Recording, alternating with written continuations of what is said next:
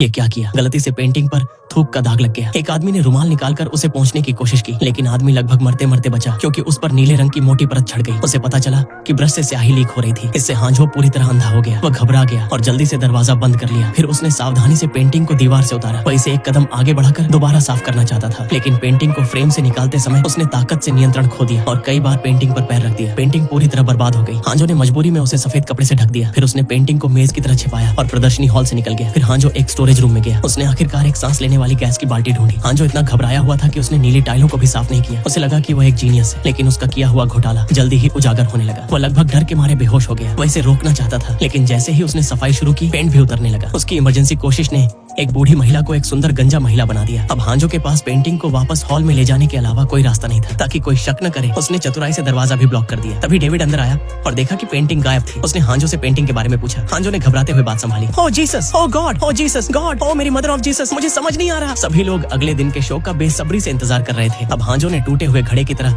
सब कुछ छोड़ दिया, लेकिन ये रात अनजानी परेशानियों से भरी थी। डेविड हांजो को एक बार में ले गया ताकि वह सब कुछ भूल सके। दोनों ने वहाँ गाना भी गाया, लेकिन जब हांजो को अपनी गलती का एहसास हुआ तो वह सो नहीं सका। फिर उसे अपने बेटे से पता चला कि एक पोस्टर में कुछ है। वह इतना घबरा गया कि पानी, हेयर ड्रायर, अंडा आदि समेटकर मिंकुआ की गैलरी में चुपके से घुस गया। वह भीख मांगने का नाटक कर सिक्योरिटी गार्ड का ध्यान भटकाने लगा। फिर उसने खून की एक बोतल फेंकी ताकि गार्ड बेहोश हो जाए। इसके बाद उसने बाथरूम की चाबी बदल दी। सिक्योरिटी गार्ड को बाद में पता चला कि उसकी चाबी बदल गई है। इस बीच हांजो मिंकुआ में घुस चुका था। जब गार्ड बाथरूम की चाबी खोलने में उलझा था, तब तक हांजो ने अपनी योजना पर काम शुरू कर दिया था। शो शुरू हो चुका था। दुनिया भर के लोग और मशहूर आर्ट म्यूजियम के लोग वह प्रसिद्ध पेंटिंग देखने आए थे। चीफ तुरंत पूरी दुनिया को वह अमूल्य पेंटिंग दिखाना चाहते थे। हांजो का दिल गले तक आ गया था, लेकिन किसी को उम्मीद नहीं थी कि वह प्रसिद्ध पेंटिंग बिल्कुल भी क्षतिग्रस्त नहीं हुई थी। असल में पिछली रात हांजो ने सबूत बदल दिए थे। जब सब लोग रहस्य को जानने की कोशिश कर रहे थे, तभी पुलिस ने खबर दी कि डेविड की बेटी का एक्सीडेंट हो गया है और वह अस्पताल में है। डेविड तुरंत अस्पताल की ओर भागा। इसी बीच हांजो ने एक हियरिंग एड उठाया। तभी एक नर्स उसे ऑपरेशन रूम में खींच ले गई। पुलिस दूर से यह सब देख रही थी। हांजो बुरी तरह डर गया। ऑपरेशन रूम के बगल वाले रूम से अचानक रेस्क्यू के लिए कॉल आ गया। सारे मेडिकल स्टाफ वहाँ चले गए। अब ऑपरेशन रूम में सिर्फ हांजो बचा था। पुलिस बाहर से सब देख रही थी। हांजो ने जेब से कैंडी निकाली, लेकिन मास्क पहनना भूल गया। अचानक वह पुलिस की बंदूक से टकरा गया। वह देखने गया। कुछ मारपीट भी हुई, लेकिन वह किसी तरह वहाँ से भाग निकला। इस दौरान उसे लगा कि उसे अपनी असली कैंडी मिल गई है। उसने दरवाजा खटखटाया और एक गोली निकल आई। वह डरकर तुरंत पीछे हटा। फिर उसने अपनी असली कैंडी खोजी और खा ली। तभी सारे मेडिकल स्टाफ वापस आ गए। सभी पुलिस के शरीर में फंसी गोली निकालने में जुट गए। हांजो आधे अधूरे अंदाज में